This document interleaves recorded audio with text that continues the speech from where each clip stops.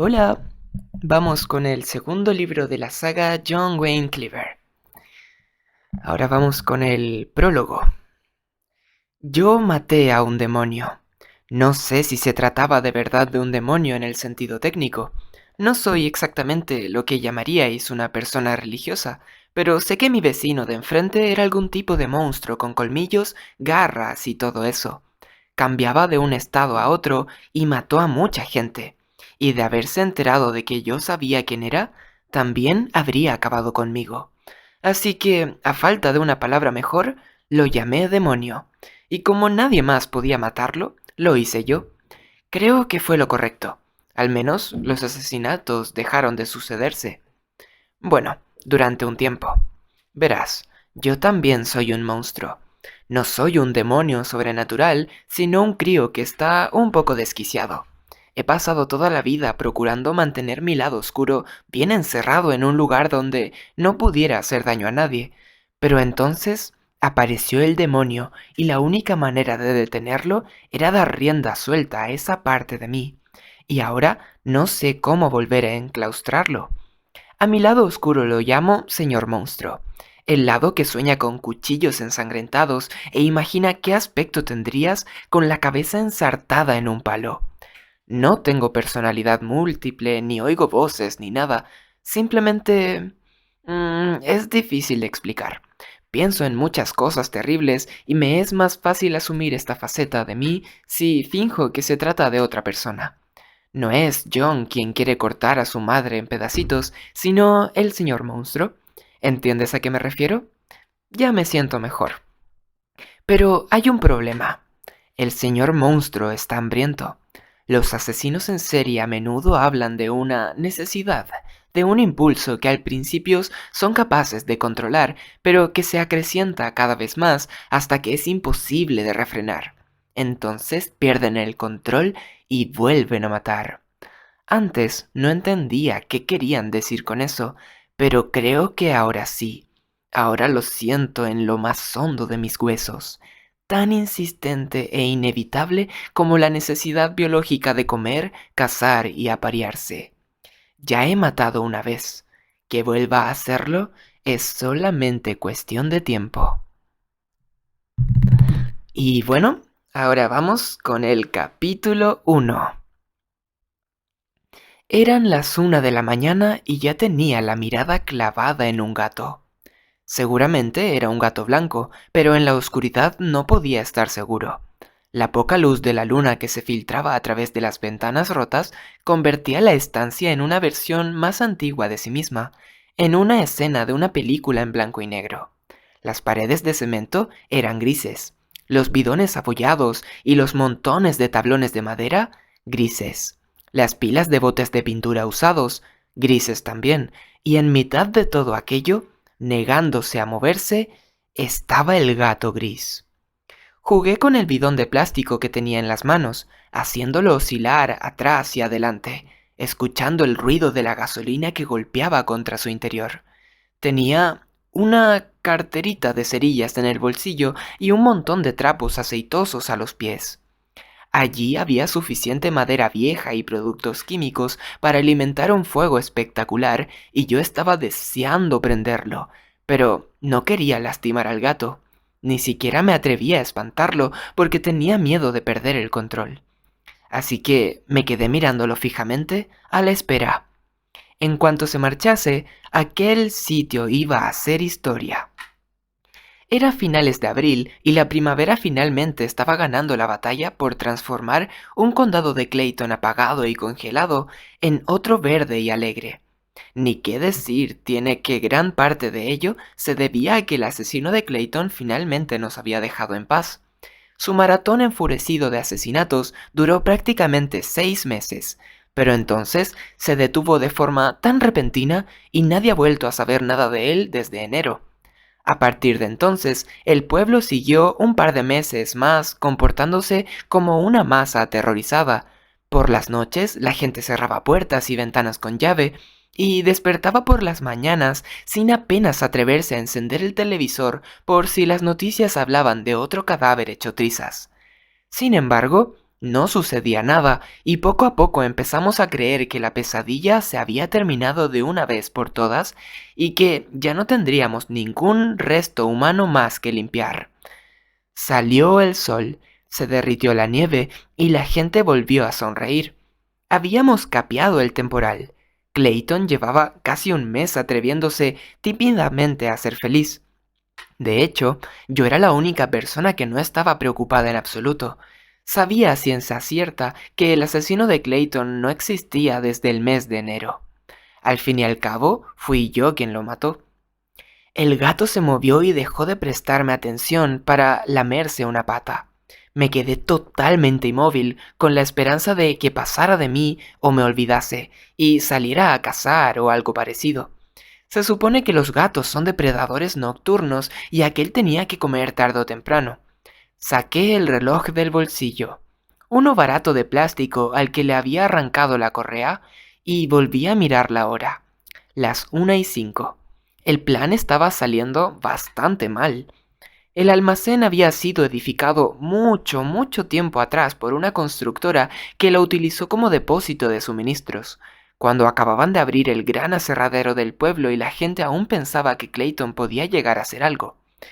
Nunca fue así, y aunque el aserradero seguía saliendo adelante, no sin cierta dificultad, la constructora decidió contener sus pérdidas y se marchó para casa. Durante los años que siguieron, no fui yo el único que utilizó el edificio abandonado. Las paredes estaban cubiertas de pinturas y, tanto dentro como en su alrededor, había latas de cerveza y envoltorios vacíos desparramados por todas partes. Había encontrado incluso un colchón detrás de unos palés de madera. Supongo que durante algún tiempo debió de ser el hogar temporal de algún vagabundo. Me pregunté si el asesino de Clayton se lo había cargado también a él antes de que yo le parase los pies.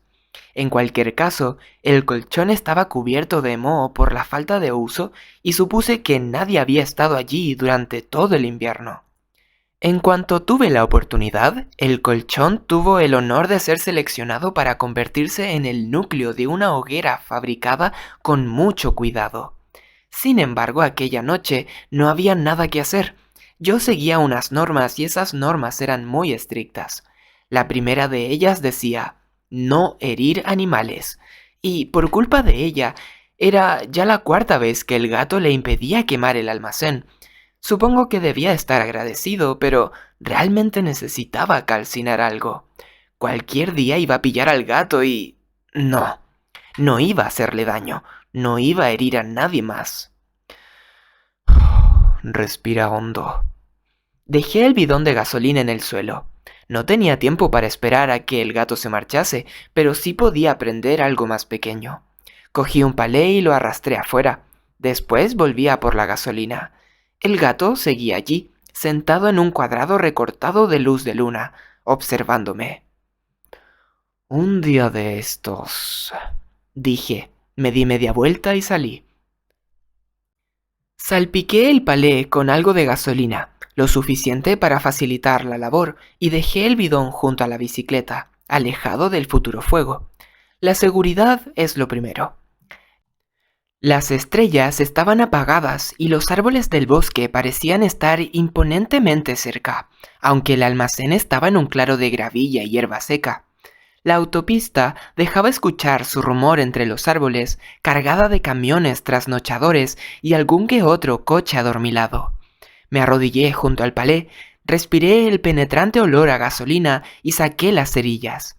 No me molesté en romper los tablones ni en construir una hoguera decente. Simplemente encendí la cerilla, la dejé caer sobre la gasolina y miré cómo se encendía una llama amarilla y brillante. Las llamas lamieron la gasolina y después, lentamente, se pusieron manos a la obra con la madera. Observé atentamente, escuchando los chasquidos y el crepitar a medida que el fuego daba con una bolsa de savia. Cuando se adueñó de la madera, cogí el palé por una esquina que parecía segura y lo levanté. Las lenguas se extendieron y después lo giré para que pudieran estirarse hacia arriba, hacia el resto de los tablones.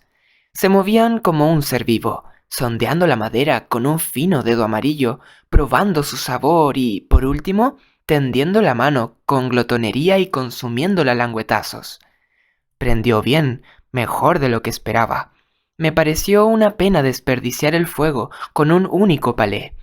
Arrastré otro desde el almacén y lo dejé caer sobre las llamas. La fogata era lo suficientemente grande para rugir y crepitar, y las llamas se abalanzaron sobre la madera nueva con evidente placer. Sonreí como el orgulloso dueño de un perro valiosísimo. El fuego era mi mascota, mi compañero y la única válvula de escape que me quedaba. Cuando el señor monstruo me pedía a gritos que rompiera las reglas y lastimara a alguien, siempre conseguía apaciguarlo con una buena hoguera. Observé las llamas destrozando el segundo palé y escuché el rumor apagado mientras absorbía oxígeno.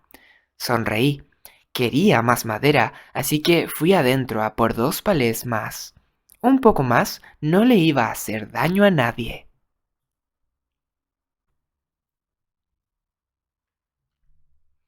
Por favor, no me hagas daño.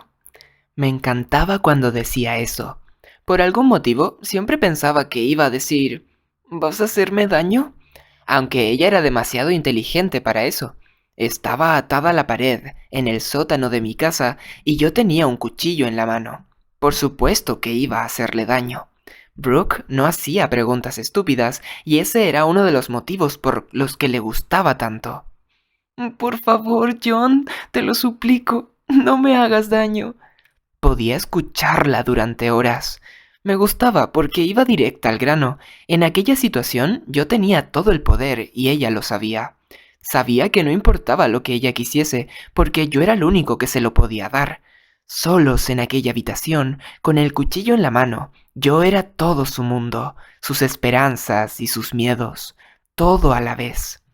Moví el cuchillo de manera prácticamente imperceptible y sentí un subidón de adrenalina al ver que lo seguía con la mirada. Primero hacia la izquierda, después hacia la derecha, arriba, abajo. Era una danza íntima, con nuestras mentes y nuestros cuerpos en perfecta sintonía. Ya había sentido esto antes, cuando blandí un cuchillo ante mi madre en la cocina de la casa, pero incluso entonces sabía que Brooke era la única que importaba. Era la persona con quien yo quería conectar. Levanté el cuchillo y di un paso hacia adelante. Como una pareja de baile, ella se movió al unísono y se apretó contra la pared con los ojos bien abiertos y la respiración acelerada. Una conexión perfecta. Perfecta. Todo era perfecto, tal y como lo había imaginado 1000 veces. Era una fantasía hecha realidad, una escena que me hacía sentir tan tremendamente completo que me sentía prácticamente fuera de mí. Sus ojos grandes se centraban únicamente en mí. Cuando tendí la mano hacia ella, su piel suave temblaba. Sentí una oleada de emoción que se arremolinaba en mi interior, se derramaba hacia el exterior y me provocaba ampollas en la piel. Esto no está bien. Es... es exactamente lo que siempre he querido y exactamente lo que siempre he querido evitar. Lo correcto y lo incorrecto al mismo tiempo. No sé distinguir los sueños de las pesadillas. Aquello solo podía terminar de una manera, siempre de la misma forma. Hundía el cuchillo en el pecho de Brooke. Ella chillaba y yo me despertaba. «Despierta», dijo una vez más mi madre y encendió la luz. Me di media vuelta y me quejé. Detestaba despertarme, pero odiaba dormir aún más. Demasiado tiempo a solas con mi subconsciente. Hice una mueca y me obligué a incorporarme. He conseguido pasar otra noche. Solamente 20 horas más antes de tener que hacerlo otra vez. Hoy es un gran día, dijo mi madre mientras levantaba las persianas de la habitación.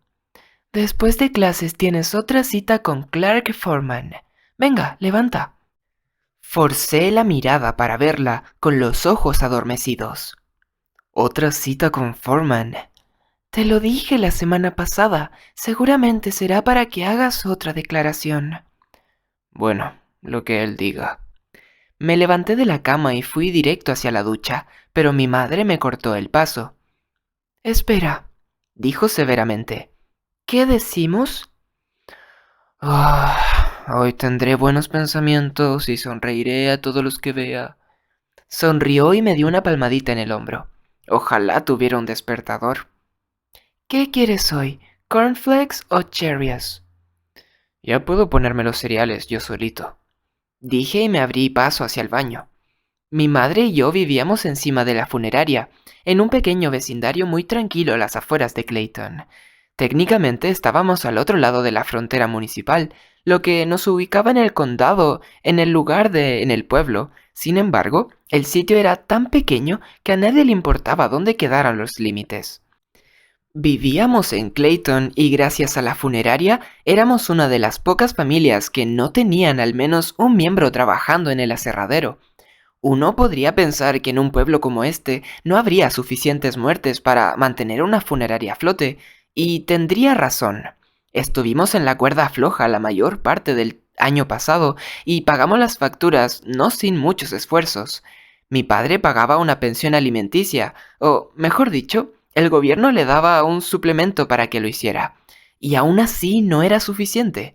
Pero entonces, el otoño anterior apareció el asesino de Clayton y nos dio mucho que hacer. La mayor parte de mí pensaba que era triste que tuviera que morir tanta gente para que el negocio fuera solvente, pero el señor monstruo estaba encantado. Naturalmente, mi madre no sabía nada del señor monstruo. Conocía, sin embargo, que me habían diagnosticado un trastorno de la conducta, lo que en realidad es una manera más fina de decir que soy un sociópata. La terminología oficial es trastorno antisocial de la personalidad, pero solo se puede denominar así si el sujeto tiene 18 años o más. A mí me faltaba todavía un mes para los 16, así que me había quedado con trastorno de la conducta.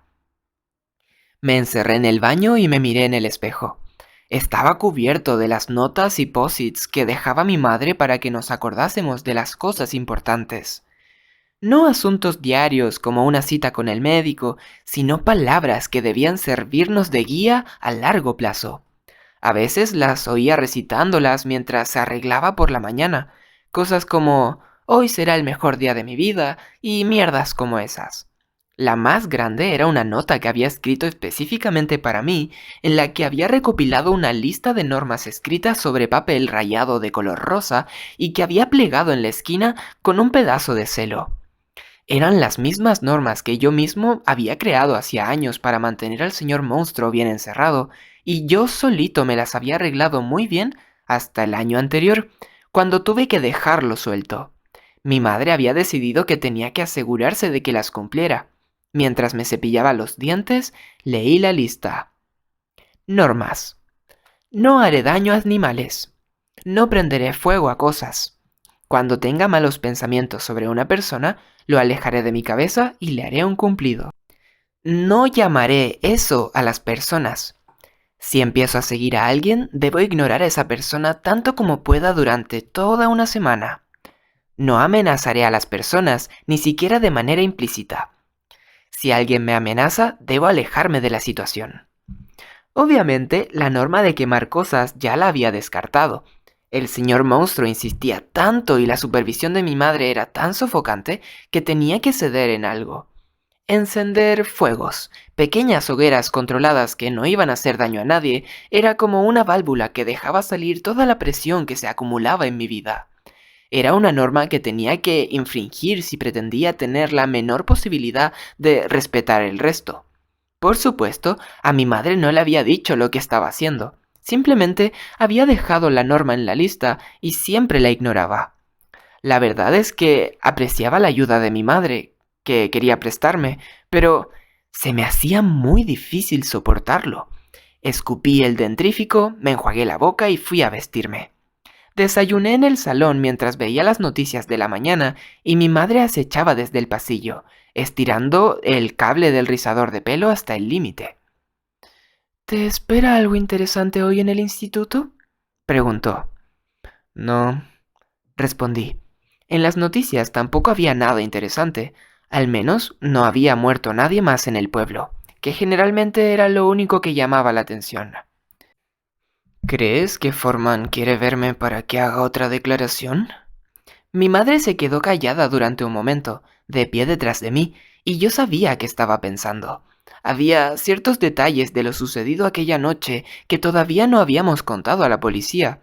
Una cosa es que un asesino en serie vaya a por ti, pero cuando este resulta ser un demonio que se disuelve delante de tus ojos en una pila de cenizas y una sustancia viscosa, ¿cómo se supone que vas a explicar eso sin que te metan en un manicomio? Seguro que solo quieren asegurarse de que tienen toda la información correcta, dijo. Les hemos contado todo lo necesario. Menos lo del demonio que intentó de... De eso no vamos a hablar, me cortó mi madre con seriedad. Pero no podemos seguir fingiendo que... No vamos a hablar de eso. Mi madre odiaba hablar sobre el demonio y prácticamente nunca reconocía en voz alta que éste había existido. Yo estaba desesperado por comentar el tema con alguien, pero la única persona con quien podía hacerlo se negaba siquiera a pensar en ello. Ya le he explicado todo lo demás unas 20 veces, dije y cambié de canal. ¿O sospecha algo o es idiota? El nuevo canal resultaba tan aburrido como el anterior. Mi madre se quedó pensativa durante un instante. ¿Estás teniendo malos pensamientos sobre él? Oh, mamá, venga ya. Es importante. Puedo yo solo, mamá, dije y dejé el mando en el sofá. Llevo haciéndolo solo mucho tiempo y no necesito que me lo estés recordando a cada momento. Y ahora estás teniendo malos pensamientos sobre mí, ¿no? Sí, empiezo a tenerlos. ¿Y? Entorné los ojos con impaciencia. Estás muy guapa. Ni siquiera me has mirado desde que encendiste el televisor. No hace falta que seas sincero. Basta con que diga algo agradable. Pero la sinceridad te ayudará. ¿Sabes qué me ayuda? La interrumpí al tiempo que me levantaba y llevaba el bol vacío a la cocina. Que dejes de fastidiarme todo el rato. La mitad de las cosas que pienso se deben a que estás encima mío cada segundo del día. Más vale que sea yo quien está encima de ti y no otra persona, dijo desde el pasillo sin inmutarse. Sé que me quieres demasiado para hacer algo drástico. Mamá, soy un sociópata. No quiero a nadie por definición. ¿Eso es una amenaza velada? Por Dios, no, no era una amenaza. Me marcho. ¿Y? Retrocedí un paso hacia atrás y la miré con frustración. Volvimos a recitar el dúo. Ay, hoy tendré pensamientos positivos y sonreiré a todo el que se me cruce. Cogí la mochila, abrí la puerta, me di media vuelta y la miré una última vez. De verdad, estás muy guapa hoy. ¿Por qué has dicho eso? No querrás saberlo. Fin del capítulo 1. Nos vemos mañana con el siguiente. Adiosito, adiosito, adiosito.